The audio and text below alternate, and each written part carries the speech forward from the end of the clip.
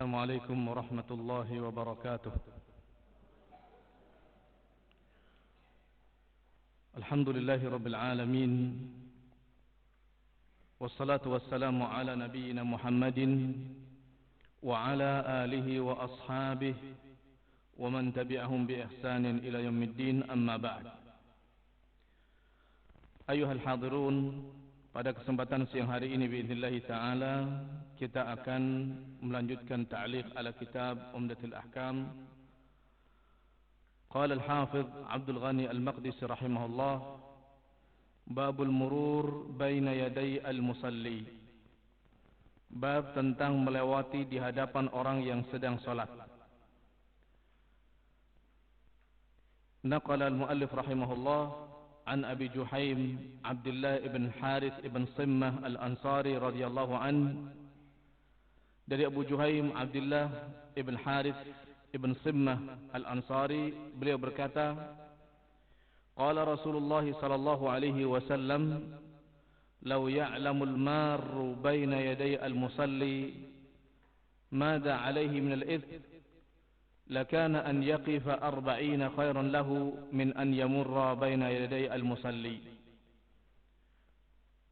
Beliau rahimahullah, beliau radhiyallahu taala anhu berkata, Rasulullah sallallahu alaihi wasallam bersabda, "Lau ya'lamul marru baina yaday al-musalli." Kalau seandainya orang yang melewati di depan orang yang sedang salat, Mada alaihi minal ithm, dia akan mendapatkan dosa apa? Dia akan mendapatkan siksaan apa? Lakana an yaqifa 40. Kalau seandainya dia mau berdiri selama 40, khairan lahu min an yamurra baina yaday al-musalli. Lebih baik daripada melewati orang yang sedang salat. Qala Abu Nadhr, berkata Abu Nadhr, salah seorang perawi dari hadis ini, la adri hal qala 40 yawman. Saya lupa, la adri di sini artinya saya lupa, la adri hal qala, apakah dia mengatakan 40 yawman, 40 hari, au syahran, ataukah 40 bulan, au sanatan, atau 40 tahun, atau 40 tahun. Hadis ini ma'asyiral ikhwah a'azzakumullah, ini menunjukkan ta'zim qadri shalah. Ta'zim qadri shalah, bahwasanya kita sebagai seorang muslim wajib mengagungkan salat. Karena bagaimanapun salat adalah silah bainal abdi wa rabbih. Karena salat berarti seorang hamba sedang bermunajat, berkomunikasi dengan Allah Subhanahu wa taala, sedang berhadapan dengan Allah Azza wa Jalla. Dan seorang ketika berhadapan dengan Allah, zat yang maha agung, zat yang maha besar, Al-Khaliqur Raziqul Mudabbir, yang menciptakan semua alam semesta, Al-Malik, yang memiliki menguasai semuanya, Al-Mudabbir, bahkan yang mengelola, memanage semua alam semesta. Ini berarti kondisi atau keadaan yang sangat luar biasa agung, yang sangat mulia, yang sangat mulia. Oleh karenanya Al-Marwazi rahimahullah, beliau memiliki kitab yang tadi judulnya saya sebutkan, Ta'zimu Qadri Shalah, tentang mengagungkan qadri shalah, mengagungkan salat. Karena bagaimanapun salat ini adalah kondisi, bahkan kondisi yang paling agung. Sebagaimana yang dikatakan oleh Nabi sallallahu alaihi wasallam, aqrabu ma yakunul 'abdu min rabbih wa huwa sajid. Kondisi di mana seorang hamba dekat dengan Allah Subhanahu wa taala adalah pada saat posisi sujud. Ini menunjukkan keadaan atau agungnya ibadah salat. Apalagi kita tahu bahwasanya salat adalah ruknun min arkanil Islam, rukun yang kedua dari rukun Islam. Maka di dalam Islam pun salat memiliki kedudukan yang sangat agung. Termasuk di antaranya orang yang dalam keadaan salat tidak boleh kita ganggu. Tidak boleh kita ganggu. Orang yang mengganggu solat orang yang sedang solat, ini dalam bahaya besar. Contohnya hadis ini yang dibawakan oleh Abu Juhaim Abdullah bin Harith bin Simmah. Beliau menukil dari Nabi SAW hadis. Lau ya'lamul maru baina yaday al-musalli. Kalau ada orang yang melewati depan orang solat sudah pasang sutra, kemudian dia lewati depannya.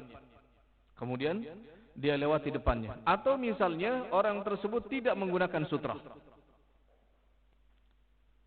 Kata Nabi SAW, lakana an yaqif. Kalau orang tersebut berdiri, khairan lahu min an yamurra baina yaday al-musalli. Lebih baik daripada dia melewati di depan orang yang salat. Maka orang salat disyariatkan untuk bersutrah. Salatnya ada pembatasnya. Bersutrah supaya apa? Supaya tidak terganggu oleh orang yang lewat. Nabi SAW dalam riwayat Abu Dawud, sallu ila sutrah. Salatlah kalian dengan bersutrah. Ini karena untuk mengagungkan Allah Subhanahu wa taala, mengagungkan Allah Azza wa Jal di dalam salatnya, maka gunakan sutrah. Demikian juga orang yang akan melewati, hendaknya memperhatikan baik-baik. Kalau ada sutrah jangan diterjang. Karena seorang hamba kalau sedang berkomunikasi dengan Allah, bermunajat dengan Allah, kemudian diganggu sedikit, sampai khusyuknya hilang, ini kondisi yang sangat berat. Dosa yang sangat berat. Maka Nabi SAW beliau mengatakan lakana an yaqifa arba'in. Kalau dia berdiri 40 hari, 40 bulan, 40 tahun, di dalam riwayat Muslim dinyatakan lakana an yaqifa arba'ina kharifan. Kalau seandainya orang itu berdiri 40 tahun, ini wadih dalam riwayat yang lain. Memang di dalam riwayat Bukhari yang muttafaq alaihi ini tidak disebutkan lakana an yaqifa arba'in, itu saja. Tapi di dalam riwayat yang lain dijelaskan lakana an yaqifa arba'ina kharifan. Kalau seandainya orang itu berdiri selama 40 tahun, maka itu lebih baik. Siapa yang kuat berdiri 40 tahun, tidak duduk, tidak tidur, tidak berbaring? Ini azab yang sangat luar biasa, siksaan yang sangat luar biasa. Kenapa Allah Subhanahu wa taala berikan hukuman demikian? Karena memang orang yang menggoda orang yang sedang sholat, orang yang mengganggu orang yang sedang sholat, ini kabirah min kabairid dzunub. Termasuk dosa besar. Buktinya mana? Buktinya diancam oleh Nabi SAW, lakana an yaqifa arba'in. Kalau dia berdiri 40 tahun, itu lebih baik. Itu lebih baik. Sementara berdiri saja 1 hari merupakan siksaan yang berat untuk kita. Ini 40 tahun disuruh berdiri. Itu lebih baik daripada sekali melewati orang yang sedang sholat. Maka perhatikan baik-baik yang disampaikan oleh Nabi SAW ini. Orang yang sholat hendaknya menggunakan sutrah. Sebagaimana perintah dari Nabi SAW, sallu ila sutrah. Memang jumhur ulama mengatakan hukumnya sunnah, sekalipun perintah tadi Nabi SAW menunjukkan wajib. Sallu ila sutrah. Salatlah kalian dengan bersutrah. Ma'asyiral ikhwah, a'azakumullah, dari hadis ini ada beberapa fawaid yang bisa kita ambil. Yang pertama, wujub ta'zim qadr as-salah. Hendaklah kita sebagai seorang muslim untuk, atau bahkan wajib untuk mengagungkan salat. Mengagungkan salat, baik itu mengagungkan dalam hal kita berpakaian, mengagungkan waktunya, mengagungkan rukun-rukun, syarat-syarat dan kewajibannya. Saat melaksanakan harus kita agungkan sampai selesai. Sampai selesai. Banyak kita lihat santri-santri yang misalnya meremehkan salat. Ini keliru. Kondisi di mana kita sangat mulia adalah saat sujud. Berarti kondisi salat itu adalah kondisi yang sangat mulia. Karena di saat kita sholat berarti kita sedang berhadapan kepada Allah Subhanahu wa taala. Beda dengan kondisi-kondisi yang lain. Di saat kita di luar, kita makan, Allah melihat kita. Tapi kita tidak meluangkan waktu, mengkhususkan kesempatan untuk berhadapan dengan Allah Subhanahu wa taala. Beda dengan sholat. Kita khususkan tempat, kita khususkan waktu, kita luangkan waktu untuk menghadap kepada Allah Subhanahu wa taala. Maka ini keadaan yang sangat agung dan harus kita agungkan. Oleh karenanya Allah Subhanahu wa taala pun memerintahkan untuk memperbagus pakaian. Khudhu zinatakum inda kulli masjid. Kita diperintahkan untuk memakai pakaian yang rapi ketika kita menghadap kepada Allah Subhanahu wa taala. Disuruh mengambil zina. Ambillah perhiasan kalian. Pakailah perhiasan kalian supaya ketika kita sholat jangan berpakaian dengan yang sembarangan. Berpakaian yang sembarangan, tidak rapi, karena kita ingin mengagungkan Allah. Kita ingin mengagungkan Allah. Al-Harawi rahimahullah, beliau mengatakan biqadri ta'zimil abdi bi rabbih qadri mahabbatihi. Sebesar orang mengagungkan Allah, maka sebesar itu pula kecintaannya. Jadi untuk memupuk kecintaan kita kepada Allah, maka mari kita pupuk iman ini supaya kita mengagungkan Allah. Di antara bentuk kita mengagungkan Allah Subhanahu wa taala adalah mengagungkan saat kita salat. Mengagungkan Allah saat kita salat. Baik waktunya, tepat waktu, berjamaah, berpakaian rapi, wangi dan lain sebagainya. Ini upaya untuk mengagungkan Allah Subhanahu wa taala. Yang kedua, lau ya'lamul marru baina yaday al-musalli tahrim al-murur baina yaday al-musalli. Haramnya melewati orang yang sedang salat. Haramnya melewati di depan orang yang sedang salat. Wa huwa kabirah min kabair ad-dunub, bahkan termasuk dosa besar. Kita sudah belajar semua apa itu dosa besar. Kullu dhanbin ruttiba alaihi uqubatun khassah min la'nin aw adabin fil qabr aw ghadabin aw adabin fil nar. Semua dosa yang berimbas pada laknat atau amarah Allah atau siksaan di dunia atau hukuman di dunia, hukuman di akhirat, ini disebut dengan dosa besar. Setiap dosa besar yang berakibat dilaknat oleh Allah atau dapat had hukuman di dunia, qisas, rajam, ini disebut dengan dosa besar. Atau uqubah khassah yang lainnya, atau hukuman khusus yang lainnya. Termasuk di sini la an yaqifa arba'ina, untuk berdiri 40 tahun. Ini kan hukuman. Maka melewati depan orang yang salat, orang yang sedang salat, ini kabirah min kabair ad-dunub, termasuk dosa besar. Termasuk dosa besar karena ada hukumannya khusus. Hukumannya khusus. Oleh karenanya supaya saling ta'awun, maka yang salat cari sutrah, tiang, dinding, orang yang sedang duduk, atau sutrah khassah, supaya orang lain tidak bermudah-mudahan untuk melewati.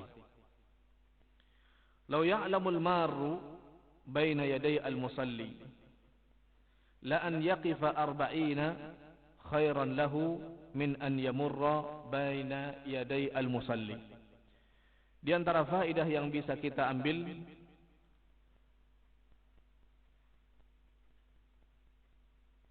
yanbaghi al-muslim an yas'a fil khusyu' fis salah. Hendaknya bagi seorang muslim berupaya keras supaya khusyuk di dalam salat.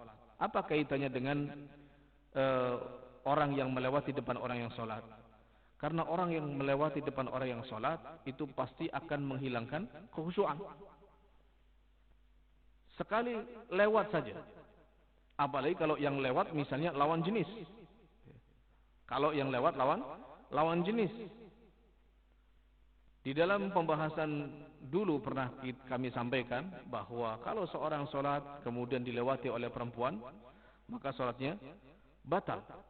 Sholatnya batal. Dan ini tidak terkecuali hatta misalnya di Masjidil Haram. Orang yang melewati depan orang yang sholat ini berdosa. Mau di Masjidil Haram, mau di Masjid Nabawi, makanya saat kita sholat, apalagi di sana, walaupun untuk di tanah suci Mekah, di Masjidil Haram banyak para ulama yang berikan rukhsah. Banyak para ulama yang berikan rukhsah, mereka mengatakan kecuali di Masjidil Haram. Hadis ini, lau ya'lamul marru, kalau seandainya orang yang berjalan di depan orang yang sholat, ini tidak ada pengecualian apapun dari nas syari' dari Nabi SAW. Maka kami katakan hadis ini hukumnya umum. Baik itu melewati orang yang depan orang sholat di masjid kampung, di masjid kota, di masjid negara lain, sama. Termasuk di Masjidil Haram. Kalau ada orang melewati orang depan orang yang sholat, ini berdosa besar sebagaimana di dalam hadis tersebut. Karena orang yang sedang sholat, boleh jadi dia sedang khusyuk-khusyuknya. Kemudian ada orang yang sholat menjadi tidak khusyuk lagi. Coba kalau itu terjadi di rakaat yang pertama. Ya. Kalau terjadi rakaat yang pertama, ya pertama, kedua, ketiga, keempat, misalnya 4 rakaat, khusyuknya hilang semuanya. Dan ini sangat merugikan. Merugikan. Sholat 1 kali dengan khusyuk, itu saja bisa dirasakan nikmat oleh orang yang merasakannya. Kalau seandainya terganggu karena ada orang yang sholat, ada yang orang sholat kemudian dilewati di hadapannya, ini akan sangat menghilangkan pahala besar. Makanya mengingat khusyuk ini penting. Khusyuk ini penting. Khusyuk ini perlu diusahakan oleh setiap kita hamba Allah Subhanahu wa taala. Maka jangan sampai kita mengganggu orang lain. Wabillahi taufiq. Mudah-mudahan yang kami sampaikan bermanfaat. Wassallallahu ala nabiyina Muhammad wa ala alihi wa sahbihi wasallam. Subhanaka Allahumma bihamdik asyhadu an la ilaha illa anta astaghfiruka wa atubu ilaik. Assalamualaikum warahmatullahi wabarakatuh.